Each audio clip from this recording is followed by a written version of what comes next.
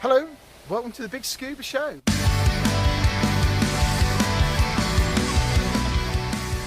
Today's episode is sponsored by Narked at 90, so let's find out a bit more about them. Narked at 90, their tagline has been beyond technical, which describes them pretty well. John Routley and Brent Hudson launched the company over 20 years ago. They are both technical divers who have logged thousands of mixed gas dives between them over a 30-year period. Using their engineering know-how and diving expertise have developed bespoke, personal, commercial and military diving equipment and products of a universally recognised, unparalleled calibre. Their ability to be adaptive and versatile with their developments led them to support the NHS during COVID. Using their superior knowledge of breathing and oxygen monitoring systems to help develop emergency ventilators. They also design and supply the sneaky stuff used by defence-based development groups throughout the Western world, although they can't tell us much about that. If you're thinking of moving across to tech diving or completely new to diving, Narked at 90 can advise and guide on the best equipment and setup for your personal or commercial requirements. Narked at 90 have unparalleled experience of shearwater dive computers and are the longest serving and sole and UK European service centre for those. They are happy to offer technical support, servicing, repairs and upgrades to all shearwater computers, past and present. Narked at 90 stock shearwater computers but are also stockers and technical support centre for many other manufacturers including Divesoft, JJCCR, Hollis, Revo and Kiss rebreathers. Based centrally in the UK, Narked at 90 also offer full rebreather head servicing for selected manufacturers. Bespoke cable assemblies.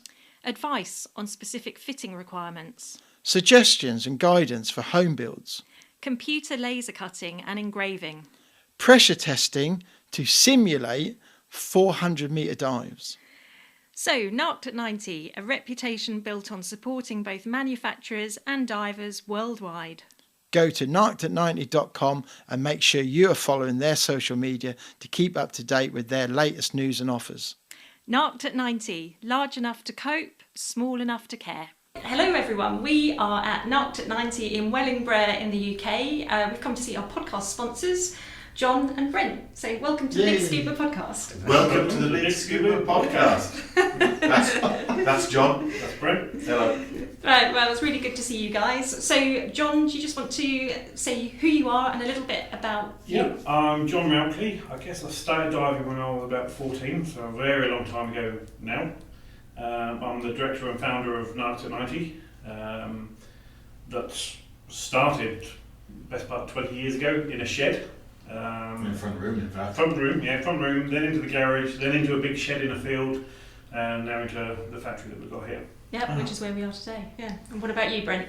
Yeah, the other founder and director of Narked, and found myself meeting up with this bloke at an inland dive site with gear cobbled together out bits and pieces, and he thought, I like him because his gear's crap. Yeah, because it fell apart, and I flew a rebreather off its tank valve and one cell just because I didn't want to get out of the water. And John thought, I like him even more now. And next thing you know, we started making stuff in his front room. We first went diving with spanners in our pockets to sort of fix things along the way as we went. So. What, in the water? Yeah. Really? Yeah. Get the odd little leak from a fitting or valve. So well, you don't need an ADV underwater to breathe from, so you can fix it and then put it back on. We shouldn't really say that on microphone and camera, but it was the 90s, maybe. You're allowed to. Health and safety was a little bit more lax in those days. Yeah. So at the point you met, you were both rebreathing divers. Yes. Yeah. Well, actually, what happened was that we were rebreather divers, but we were home builders. Now, back in the 90s, there wasn't a great deal of this stuff. There was a Yahoo News group. People like Tracy Robinette and Paul Ray Markers and Dave Sutton, Dave Thompson. We're all just members of a little group where we just chatted about stuff, and it was pioneering at that point. And John and I, we hit it off as friends. We really did. We're both as stupid as each other, to be honest with you, and I think that's why we liked each other. And first time we met was at this inland site, and I was running a needle valve for oxygen control on a converted dolphin rebreather. So what is a needle? So you got, basically, just like the tap on your sink, Okay. the more you open it, the more water comes out. This is a Right. very, very fine micrometric metering valve they use for gases. Okay. It's mainly for industrial process, where you can allow just a few litres a minute of gas through at pressure, and that's how to regulate the amount of oxygen that went into the rebreather Right. to, for metabolism. It was simple as that. So, I'd be flying this off the needle valve, and the needle valve blocked. So I ran it off the tank valve instead. And John thought, he's actually not a bad lad, actually. So we hit it off, and we had ideas. We were making stuff.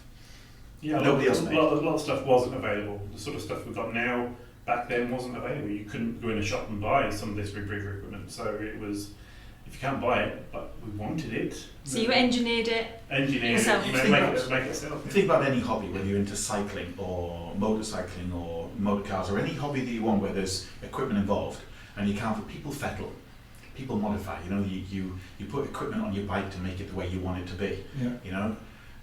This is exactly the same. We fettled, but because the diving we were doing was becoming quite adventurous, that kind of fettling obviously just seemed a little bit extreme. But it's really that it wasn't. It was just, we knew exactly what we wanted. Nobody had it, and we came up with ideas like, what about this? Oh, that's a good idea. What if we did it that way? And between the two of us, we had ideas. John had a lathe and a lathe and a mill in his shed in the backyard, and we'd make two. So come up with ideas, we'd make two. We'd get on a boat, and someone would be like, oh, what's that? Where do you get that from? I want one. And this is kind of where the name Narked 90 came from, because it was like, well, what are we going to do? So we'd make two. Yeah. So instead, we'd make 10. And what we'd do is we'd sell 8 to pay for our 2. It was a hobby, Yeah. right? And that was it. So where do you buy it from? Now, John's username on the forum was Narked at 90, Narked at 90, right? It was just a name, right? Mine was Dive the World. So it was like, well, we got a website and we got a stupid PayPal button, because somebody said, where do you get that widget from? That bloke Narked at 90. That's how it came from. That bloke Narked at 90, right? Now, you have to spell that very carefully, because if you miss out the R, that's a very different website. Yes. Just want to make sure that's clear, right? Yeah. So we had this, we look at the website now, historically we've got the old copies of stuff, and you look at it and you think that is just so tragically embarrassing, right? The website's awful, but nevertheless, It's part of sold 8, paid for 2, Yeah, sure. and that was it. We just did that, Yeah. and we enjoyed it. Whenever you do something that you love, you tend to do it well. You do. Yeah. And I tend to find it's the same as in business. People tend to employ the person rather than the company. Yeah. So if you have people which are really good, really invested, and really love and they're invested in what they're doing, like everybody else in here is, that's how you grow and become good. Yeah. So that's how it really started. And in 2007, we got the Globe Award for Innovation, which you can see that globe there in the cabinet. Yeah. And in 2010, we got the European Award for Innovation, which is there. And somewhere we got an outstanding contribution stuff. And somewhere in between, we got our first purchase order from NATO Research, Right. because the stuff we did was different. So were you doing this full time? Did you have daytime No, jobs? I was- Are you engineers by? I was the by training? director of a certification company, 17,000 employees worldwide, the world leaders in engineering and certification. Yeah. John was engineering and maintenance. We both had day jobs. This was just fun, and it got too much Wow. for us to do it. Now, obviously, Narked wasn't making money. It was a hobby, Yeah. but it was that point, and I remember it very well when John said, "I'm going to jack it in and do this full time," but there wasn't Have enough fun all money. the time, yeah. Well, no, it was I labour law. wasn't paying myself. So the day job was paying the bills, and Narked was every penny that came in from every sale went straight back into Narked to develop new products. So for years, I didn't Because we take loved any it. money. Yeah, it was a lot of fun. We were having a lot of fun with it. So John handed in his notice and decided to do this full time, and we was never going to make any money for both of us. So but that was the way it was, And we've always been the best of friends, always. We have ultimate faith and trust and loyalty to each other, and it's always been that way. And we've enjoyed that for decades now. Best part 20 years now we've been best friends as well. So John doing this and me still doing it with him, but having a day job was just normal. In 2011, my company had set up businesses throughout the UK for the company, and they wanted to then relocate back, and I didn't want to, so I took a golden handshake and left. And my whole idea was, I'll just drop on the diving business with John now, and that was it.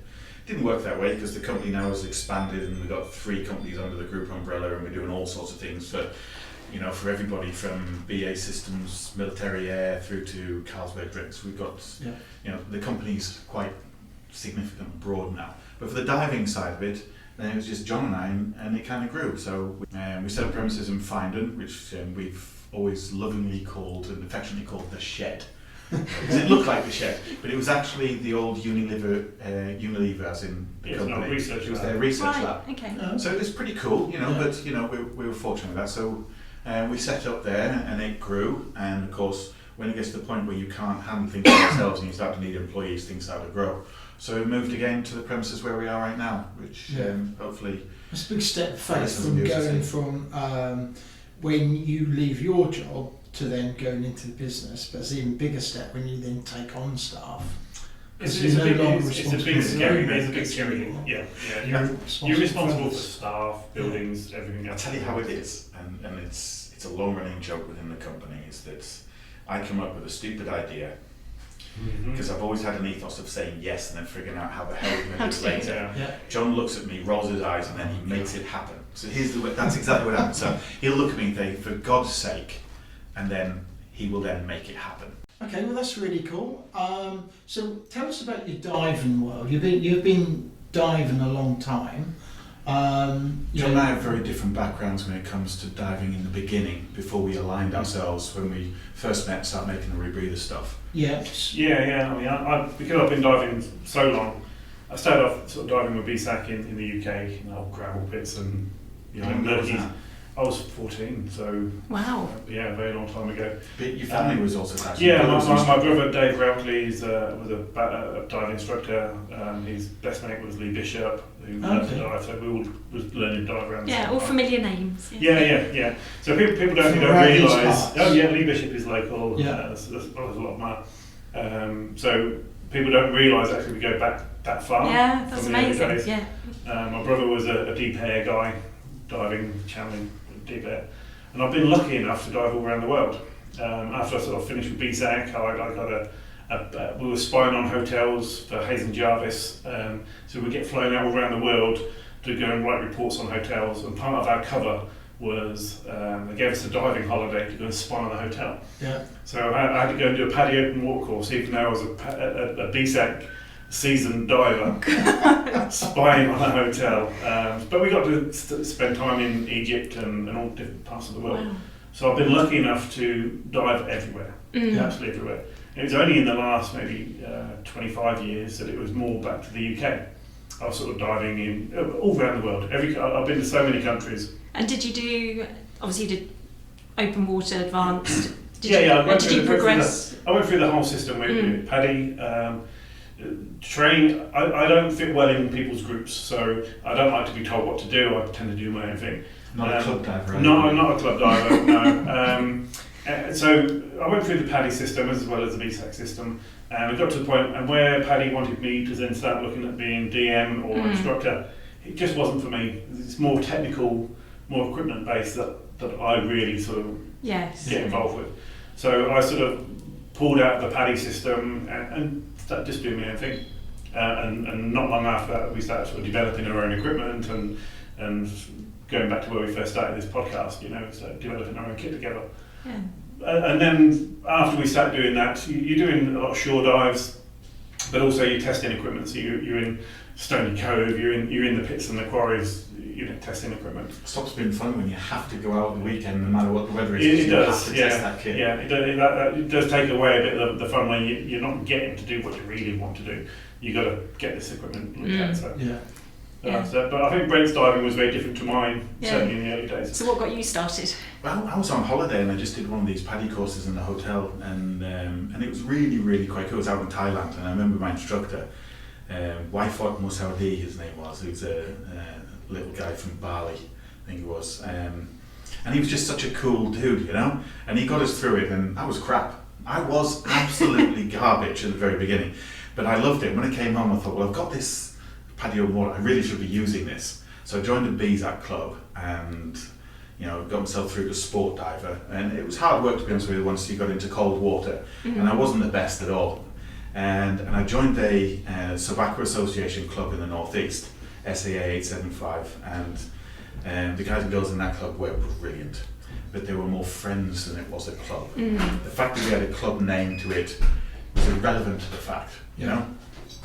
So we went out diving, and that's when I started playing with rebreathers, and started off with a dolphin, semi-closed, and I thought, this isn't good enough, but I could modify it.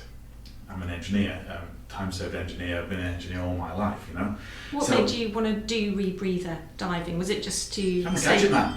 So it's more the equipment-y side of things. I've always been fascinated by anything which is new and different, and if it can be done, I want to do it, you know. So it was kind of that, really, you know, and wanting to know how things work. Yeah. Once you know how they work, you think, but why don't they use that in this? Well, I could make that work in this. Oh, hello, there's this guy called John Routley. He has the same ideas, and we start doing things together. So we were both running things like Dolphin semi-closed. We made them fully closed.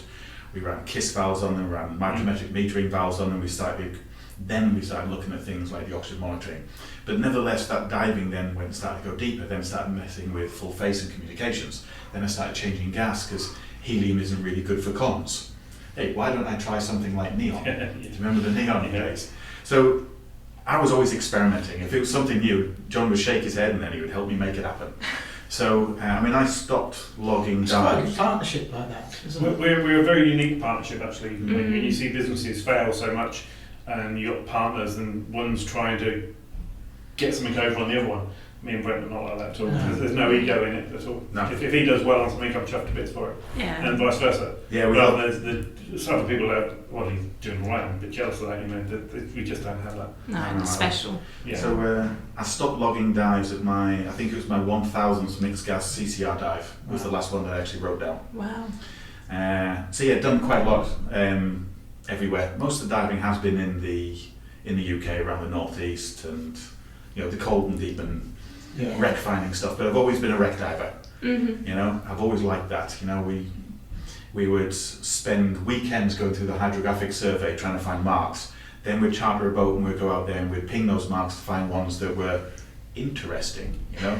So you say then it's the unexplored wrecks, so which you're not quite certain how they are. Exactly. So you'd find something on the hydrographic survey, it'd be like seabed clear at 82 metres, upright and intact structure, 6 metres high, 50 metres long. You think, ooh, that one's on the list. And then we'd go out for a weekend and we'd dive them all. And we found things like the Hogarth and the Snaefell. You know, the Snaefell was a paddle steamer, it was used as a minesweeper, it was the old Waverley. Yeah. I think that one hit the ITN News. Then you got the Hogarth wreck, which was just a paddle steamer, second class passengers and cargo, and it travelled twice a week between Aberdeen and London. But finding that wreck, this is the kind of stuff that really, really lights my fire. I don't want to spend too much time on those kind of things, but finding that wreck, finding the bell, made you want to find more about it.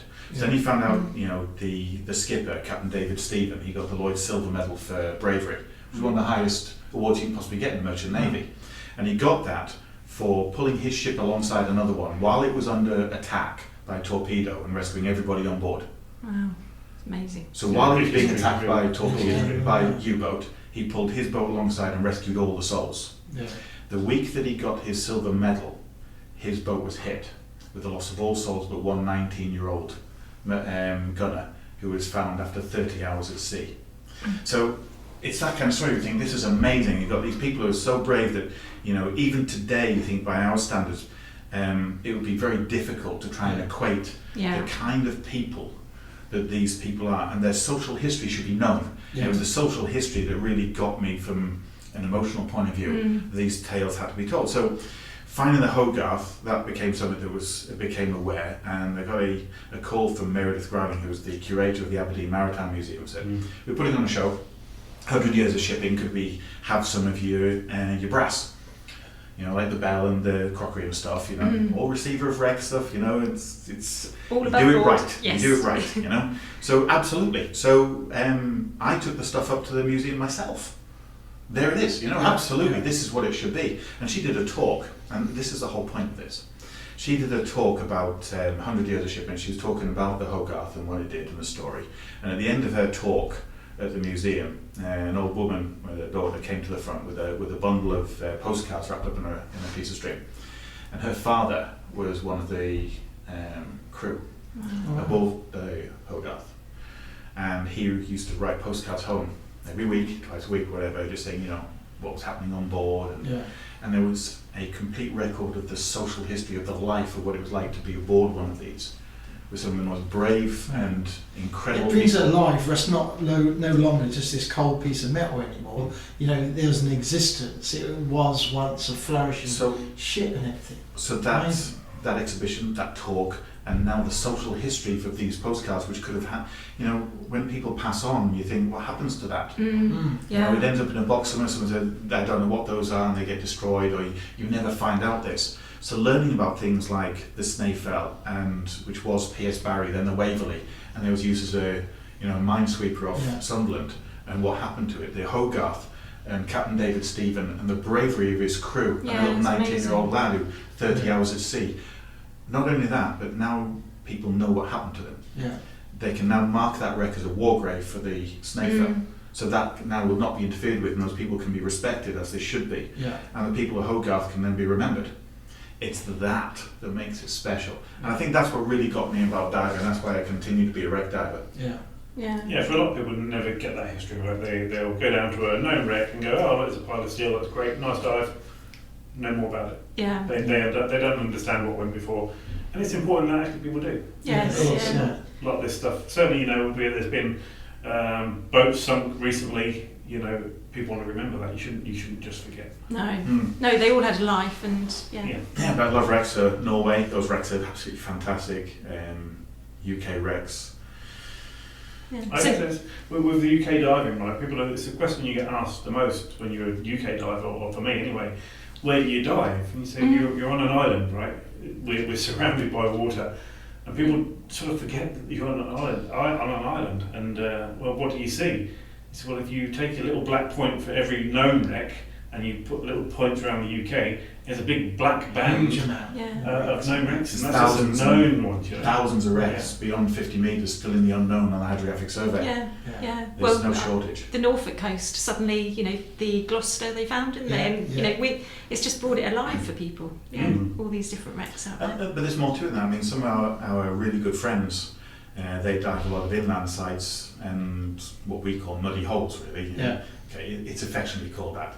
So, I mean, you've had plenty of instances of diving in muddy holes and climbing through the bottom of stuff. Places we shouldn't really be. Dorothy Quarry, it's been a good one, I think, for both of us. And that's where we tested most of our kit before we went out in the ocean. Is it? Yeah. Tested, I mean, a lot in the early days when things were very much, should we say, built on ideas rather than engineering, if you will. How do you test this stuff? Okay, so some idiot has to put it in his back and then go in the water. So my arm went up as a volunteer for that every single time. So, you do it in a controlled environment, but you still need to do this stuff deep. So you needed to go down to the 88 shelf. You need to go through the 80 ton. You need to go to the little box at 104 and stick your name on it, and test stuff. And I remember back in 2004, I think 2005, when we made the very first rebreather controller with a Shearwater control system on.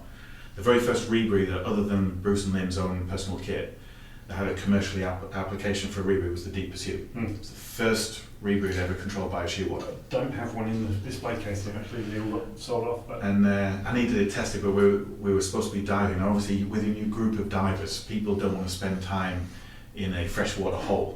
They want to go out and dive the wrecks, and so did I. So it was a compromise that I needed to test the Deep Pursuit this weekend and an actual dive, not just couch diving and bench testing. I needed to get it wet. So it was an inspiration rebreather control system replacement, so it was a head replacement, complete thing. So the idea was that we'd go out and we'd drop into the bay in like 6 or 7 metres, just in the shallows, okay, salt water but controlled, drop in, test it out, get back on the boat, then go out and do one of the deep wrecks. We ran out of time, we went out, and we went on this wreck, and I went down to the bottom, and it was about 54 metres, it was a decent sized wreck, Lafonia I think it was, and the classic inspiration failed.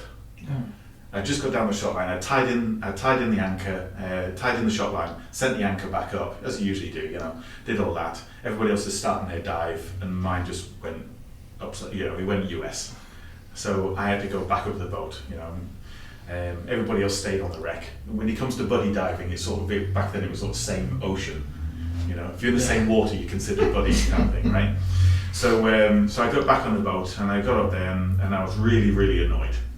Okay, and the skipper came and said, you know, it's a long slack, you can get back down.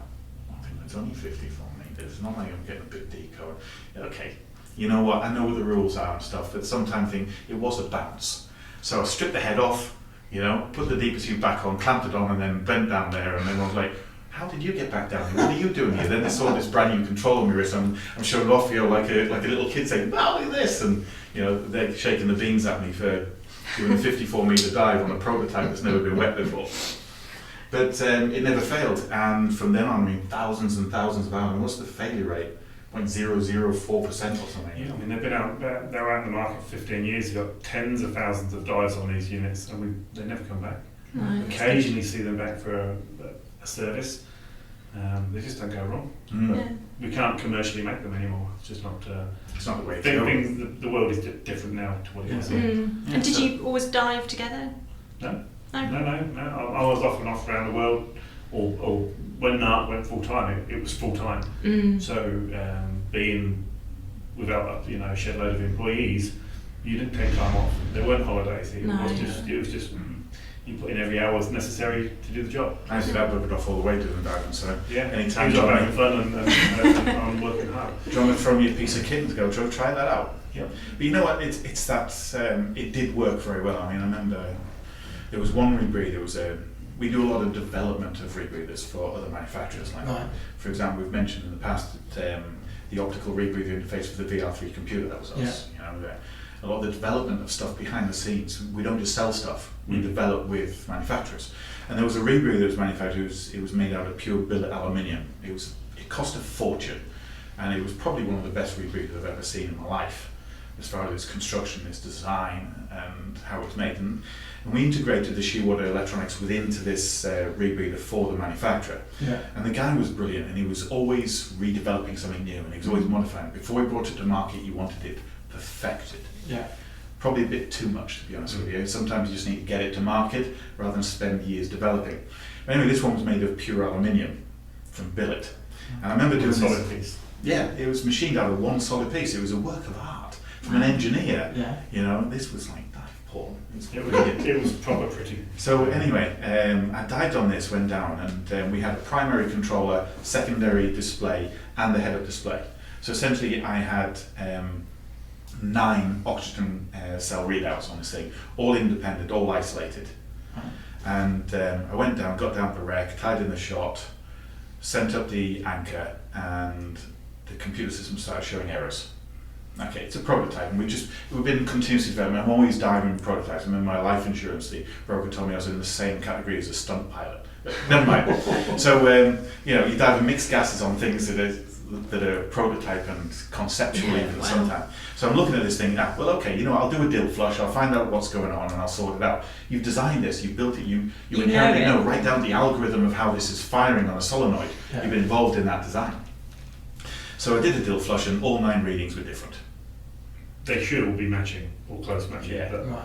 So I did a quick mental calculation. I was on 1050 trimix, did a dill flush that depth. One of these should be the right one. None of them were right either. So something seriously bad is happening with electronics. Long story short, came back to Narked 90 Towers, put this thing on the bench and told John my tales of woe. Found a bail out from this deep dive. I came back from this dive and there it is, and John looked at it and he looked at the oxygen hose from the first stage to the solenoid, and it was a MyFlex hose. It was all brand new stuff that we just got from Pete, and the chrome had gone. All the plating, all the shiny plating off the end of the fittings, it's gone. It's all down to brass. This was brand new, wasn't it? I said, yeah, you fitted it yourself, John. He said, you've only done one dive. Yeah. And you haven't dived in the caves under Bucharest. Well, the only way the plating could come off is with electroplating, reverse electroplating. Turned out that there was a single fault on the system that created a ground loop between the wet switches on the handset on my arm and the solenoid on my back, which created the voltage of the solenoid was 7 volts. Yeah. That small 7 volts was working reverse, and because that electricity was going into the water, it changed the 0 volt level of the controller and then floated all of the cell levels because it had no zero reference. The sensors knew where 0 was anymore. Because of the electric current in the water, which then became a design change within the computer system. It was a long time ago. but this is how we find things and we put them right Yeah. in ways you never believed. But John just looked and said, must be a short on a solenoid. Boom, fixed. Or because I saw some plating off a metal thing. Nice, But this is how it works. And this is basically around. This is what really floats our boat. I guess it's why a lot of people send specialist kit for us to review yeah. and look at. Sometimes when there's been accidents, we get involved. Other times it's just people's kit's gone wrong. Yeah. So it comes here. Even if it's not manufacturers that we normally work with, people will send stuff because we're brutally honest with people. And actually, in this game, you need to be. Yeah. You shouldn't be pretty about things when it's not pretty. No. So for divers listening to this, what can Narked at 90 do for them?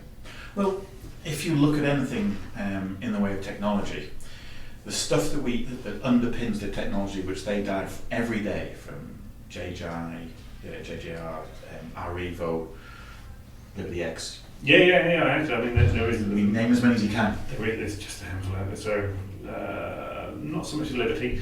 So JJCCR, XCCR, Revos, some inspirations. Think of all the rebreathers on the market, and generally, and certainly if it has any sort of shearwater association, so shearwater HUDs, shearwater control systems, it all comes here. Right. Yeah. And you can service them. But not just that. I mean, we like design the equipment manufacturing for the ORI for VR3, right down to this kit out there that we've designed from scratch and built that have been used by Dev Group. Right. Yeah, I mean, a lot of what we do here, you lot know, or people in the watching the podcast will know us as maybe think of us as a dive shop, which part of the way we are, but we're also research and development. A lot of our technology and what we do never gets seen. It doesn't go on to the open market. It ends up in the military and other organisations. And that's a cool thing to know. I mean, when you get a purchase order for somebody saying, "Can you make something special?" So we do. Then say, "Can you make a lot more of them?" Can't tell you how many or whatever, because it just wouldn't be right. And then you say, "Oh, what's that been used for?" We sent that over to the US, and now Dev Group want more. Right, Naval Development Group, excellent, this is really cool. Then you find out that some of your stuff's been used in the Zero-G simulator, the Marshall Space Center. Then you find out, and then somebody says, "Can you design this for the Royal Navy?" Yeah. And you get a purchase order from NATO Research. Or you get a purchase order from the FBI.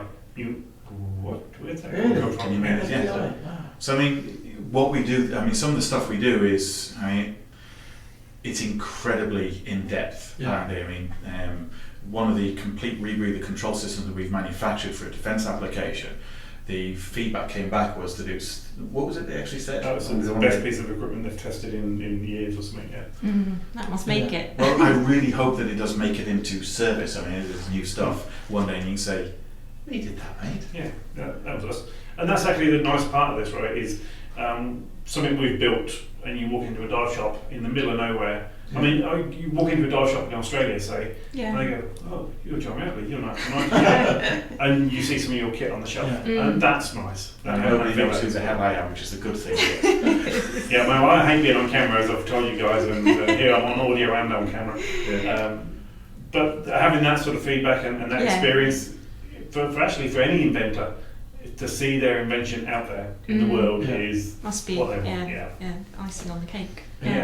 Yeah. So for recreational divers, what can you offer? So we've spoken about rebreathers, the more techie side. Yeah, I mean, we've always we started off as basically a tech company rather than recreational. We are a bit more recreational now. At the end of the day, there's people coming into diving. We all got to start somewhere in diving. We certainly catch them a bit later on when they come through the diving. So we've always left a lot of the recreational stuff to normal dive shops.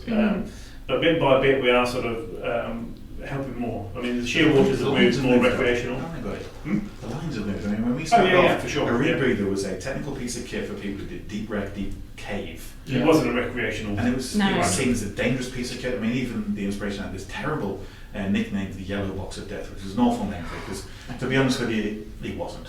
Right? I mean, rebreathers are not dangerous. They just can be used poorly, right? But at the end of the day, they always had a bad rep.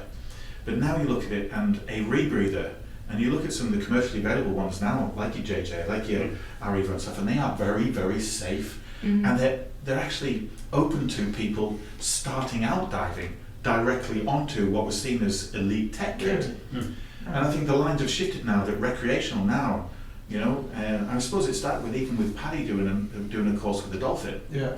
You know, and there was the Submatics that tried to come out into that. I don't know if they... Yes, they go. Yeah, still that's great news. So those semi-closed rebreathers trying to break it into that. Yeah. Mara's got the Horizon, hasn't it?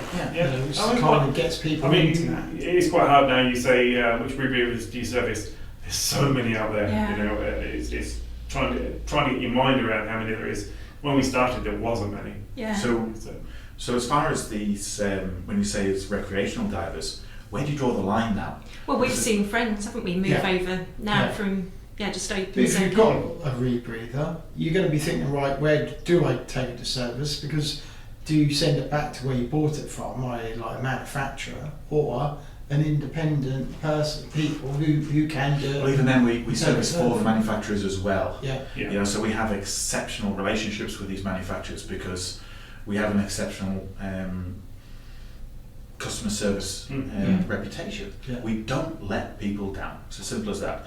So as far as servicing, we'll service anybody's piece of kit, and we'll act as the manufacturer's representative, and we'll service their kit for them. Yeah. You know, so they outsource it. And a lot of manufacturers do outsource it to us. I mean, we're fantastic at fault finding and diagnostics to a level which is actually outstrips a lot of the manufacturers.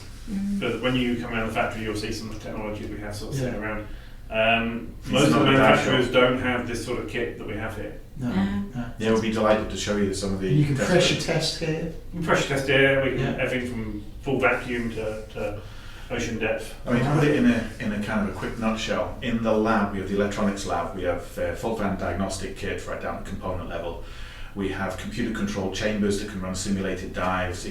One of the chambers will do a repetitive dive to 150% of the depth of your equipment, repetitive 200 times, fully automated. Put the kit in there and it will dive that kit 200 times. It's a very, very stressful test for any dive equipment. Yeah. If you want to break something, give it to us and we'll be able to break it. But that's how, that's the kind of things we can do for R&D. We also have vacuum chambers, so we can back the stuff down, we can put in potting compound and things for sealing for ocean depths.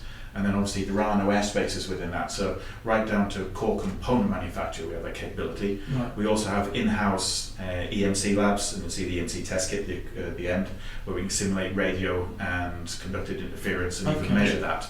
So we have EMC test that probably won't mean a great deal to the listeners, but all the equipment, all the electronic equipment, even your equipment here, has to go through those tests. So we can make your equipment fail just from irradiating it, basically.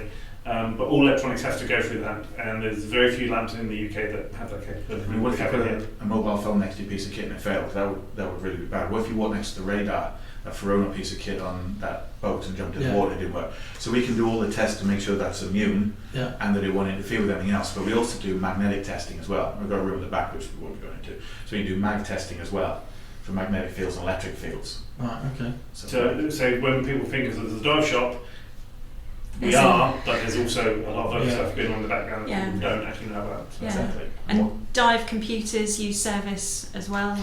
Yeah, mostly the shear water systems, because of who we are and what we do. We're generally a little level above. We don't just change batteries, we do everything right down to component level on rebreather systems. And we do that for any dive computer, for any manufacturer. Right, okay. And you sell computers as well? Yeah, well, we sell all the shear water systems. From the very first one. Yeah, really? The cabinet behind here, there's every shear water there is. There's the first one right there. It hasn't got a front plate on it. You can see the electronics through it. Yeah. This one's that's a GF computer. It's like a big brick of but there was one generation before that. That's like a brick. And there's only ever 5 made, and I can't get hold of one. I think Bruce has maybe 1 or 2. Wow. If you look on the internet, there's a site called the rebreathersite.nl. It's run by Jean-William Beck, who's basically a historian. And there's a page on there about everything right back to whatever, the very first rebreather ever. Which would be surprised in the 1800s or something. Yeah. What about open circuits? So say people who think about getting into twin sets and they need to buy tanks, manifolds, harnesses. Yeah, we've never got into that because it's most dive shops. It's a thing where you want to try it on. It's not something you generally buy off the internet. Regulators, buoyancy devices, dry suits, and things like that we haven't done. No. But for the dive computer side, you see, the majority of the electronics today, and this has always been right from the very first GF, I was about to say, is there, right through the latest ones that we've got now, they're scalable. Okay. So you buy a Teric or a Perdix, and it is suitable for your open water diving at training level. Now, of course, as you were talking to us about the paddy training, that there's very little tables done now.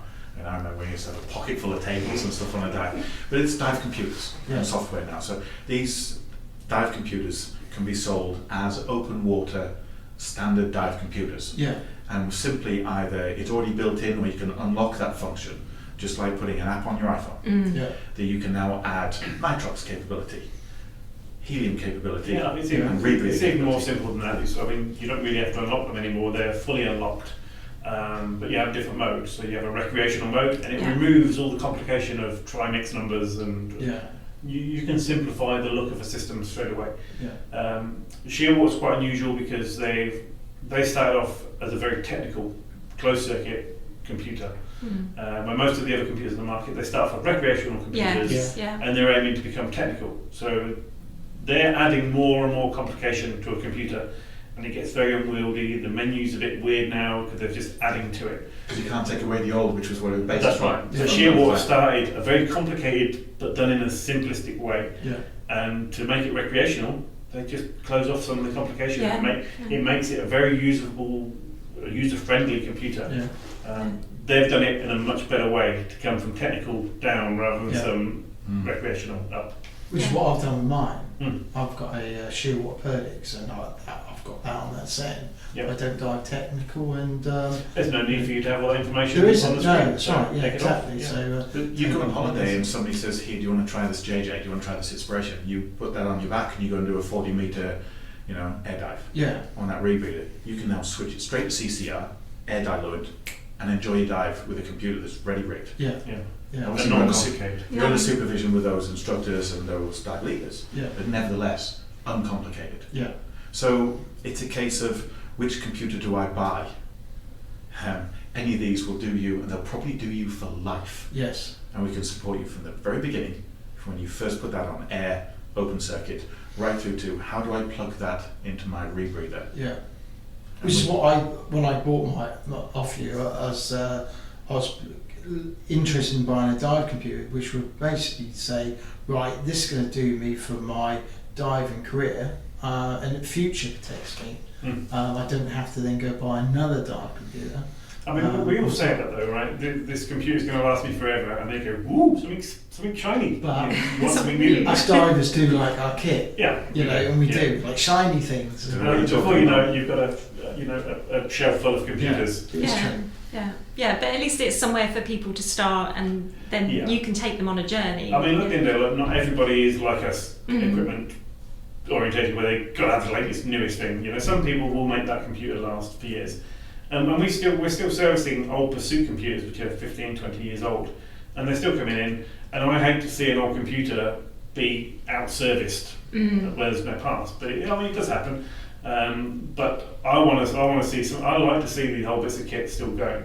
So we're not talking in the realms of Microsoft when they go, we don't know, it's XP, we no longer maintain. Just cut you off. For as long as we can, we will. Divers do look at. I think of people who will have their BCDs for years. Right back to the old May West. Before BCDs, and some divers do like. You can always tell the oldies I've dived with a sun-bleached Buddy Commando, can't you? And they'll want to keep hold of their dive computers, for years to come. And it's good to know that you guys are there. You can maintain them, because otherwise, we still look after things that the original manufacturers actually forgotten that they used to make. With a big turnover of staff that they haven't actually realised that this piece of kit was actually manufactured by them, and we still look out. We tend to try and hold quite a lot of old stock components. With KISS rebreathers, their old electronics was out of service, so I still want to see these bits of kit going around for years. So I brought all the electronics from KISS, what they had left. That's what so we can come back to us though. And you start to make friends. And you start to know people within the industry, and even from our discussions earlier, saying, it is actually a small world when you think about all the people that you've met, still meet, still know, and still consider your friends, who dive your kit, not because you gave it to them, but because it works and you've always looked after them, and then they've appreciated that and become something more than a customer, become a friend. Yeah, we've certainly got customer, we've called a customer for 20 years, but they're friends. And we've worked to help them out, or certainly in things like the cave diving community and the cave rescuers and things like that. They've been known to us for a very long time. And that says a lot about Narked at 90. So well, they bring us back in and say, can you modify this? Can you change it? And then you end up redesigning or rebuilding a rebreather head, and then suddenly you find out that person set a world cave record, and you think, get in, good on you, lad. I was contacted just yesterday. I won't give any names, but by a cave rescue team with a new idea for monitoring the breathing of an unconscious patient underwater in a cave. So see, that takes us right back to those 1990 days where that's what we used to do. And that's what lights you fire. So you're always going to be that. You always want to be that. And there's always going to be something new, isn't there, as well? Oh yeah, it's that sort of thing that really gets me excited each day, is to work with different people to get over a problem, especially if it's in the rescue scene or to helping people. I mean, we could all fall foul of those situations where you need help, right? Be it falling on a craggy hill one day, or having a look in a cave and having a slip, or whatever it happens to be, a flooded cave. We all know how that's finding your dive boat on fire in Egypt. So making systems and helping those people to get over those problems is what I sort of live for. Really. So look at where our products come from the cell checker, which we got a lot of the awards for validating oxygen cells for rebreathers, where there was nothing like it in the world. Nobody even conceived that, and we did that. I mean, right through to something simple as the Pathfinder strobe that's behind you. I mean, if you think about it as a wreck diver, you go down on the wreck dive, and we always used to use Jotron strobes or something like this, and you'd put 2 or 3 of them on the shot line. You're supposed to line off, but at the end of the day, a lot of wrecks, it's not that easy to do so. Right? And those kind of depths is pretty clear, and you negotiate your way around, but at the end of the day, it's still one of those hazards where people are making a risk assessment. Do I line off, or do I strobe and then find my way? Because if you don't come back up the shot line, you're not going to be on the deco station, you're not going to be on the trapeze. Then you're going to be doing a free water ascent with an SMB on the surface, and the boat skipper's going to have to track 2 lots of people. You're a hazard to yourself and to your colleagues, right? So we need a strobe where people aren't saying, well, I need to put more than one on the shot line in case it fails. Something that's actually ocean rated. Made for divers, not just to be hardy on the surface. And a lot of the strobes were surface markers for people lost at sea, so it's more to do with boating rather than was diving. So you want something that's ocean depth, that had a burn time that was as bright as hell, that you could see from either end of that wreck.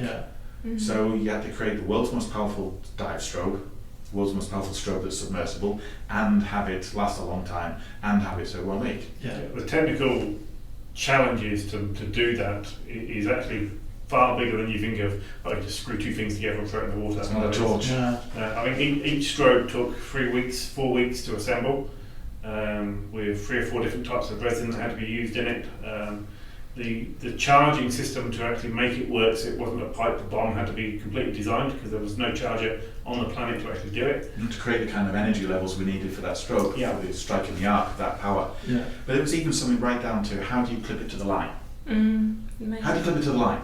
Because think about it, you don't want it to move up and down, you don't want it to drop down and slide down into the dirt, into the silt, or into the wreck. So I had to clip on the line at a certain point. And then you sit on a boat with a long line fisherman, and you see how they put the clips on the line. That's a damn fine idea. So we actually use long line fisherman's clips to hold the strobe on the line, and those can hold a tuna or a swordfish. It's a hell of a thing. It is. And it just does what it says on the tin. It doesn't need to be complicated, doesn't need to be special, doesn't need to be machined out of unobtainium and laser etched. It just needs to work, and there it is, and that's the kind of thing. We could laser etch it. We can do. We have the lasers. Because you do laser engraving. Well, we've got there's a number of sort of industrial lasers upstairs. I mean, every evil person needs a big laser in their life. Absolutely. So it sort of goes with their. So we've had lasers for, I think the first big laser we got was 2012, something like that. We brought another one just before 2019, I think it came in. So metals. we can laser cut material up to 30mm thick. We can laser engrave. We can even engrave materials in colour.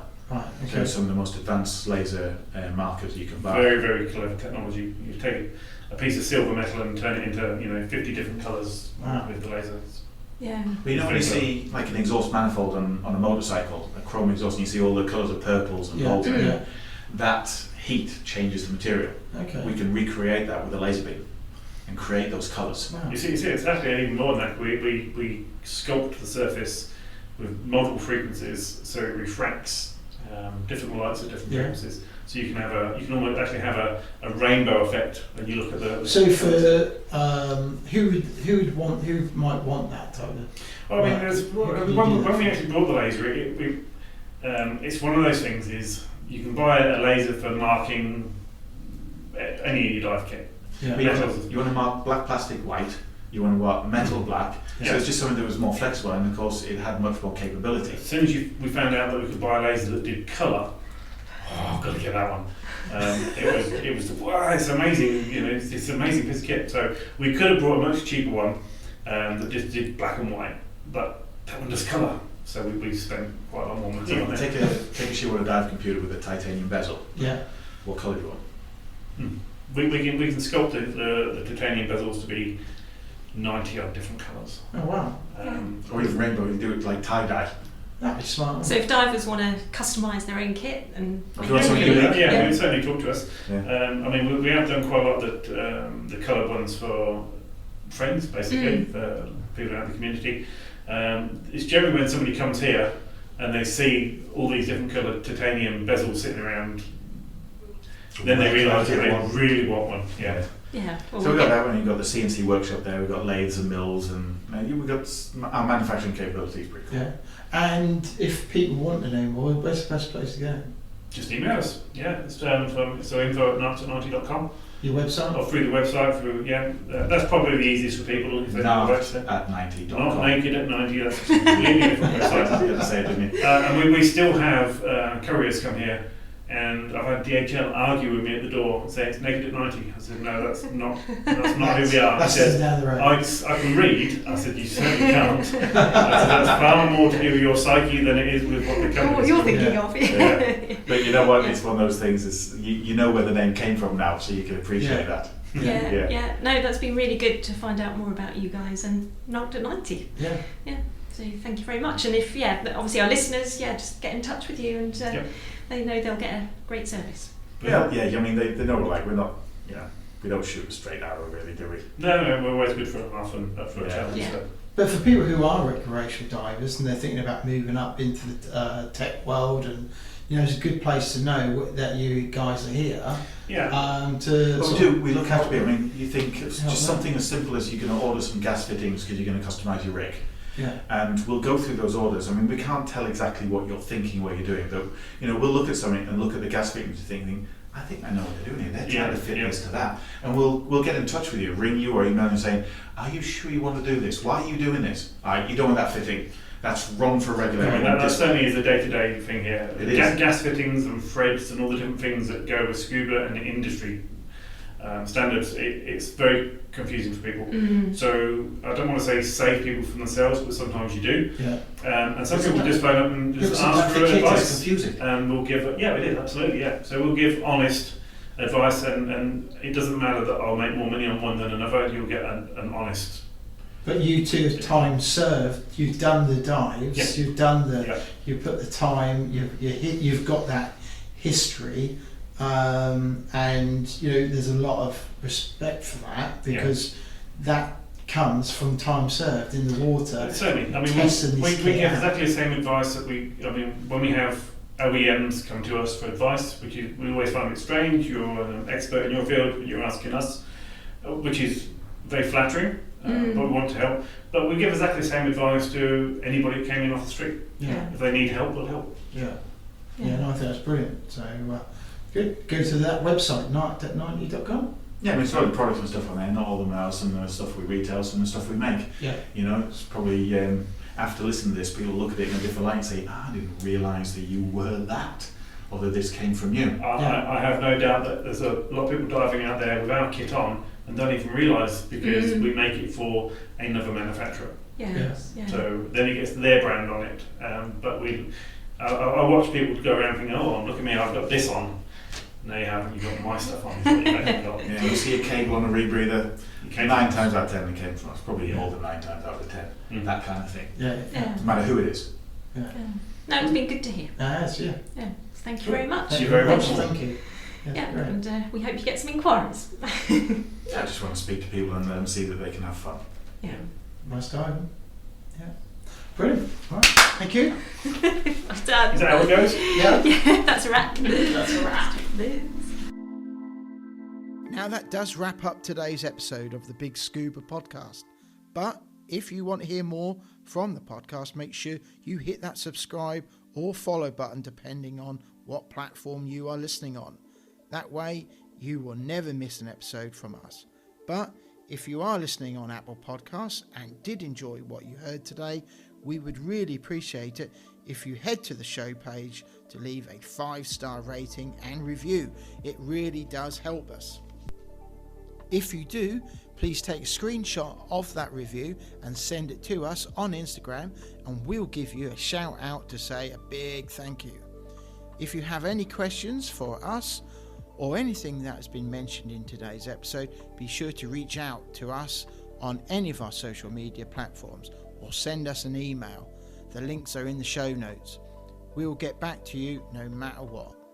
If you have made it to this point in the episode, we both want to say a big thank you for tuning in, and we'll see you on the next episode.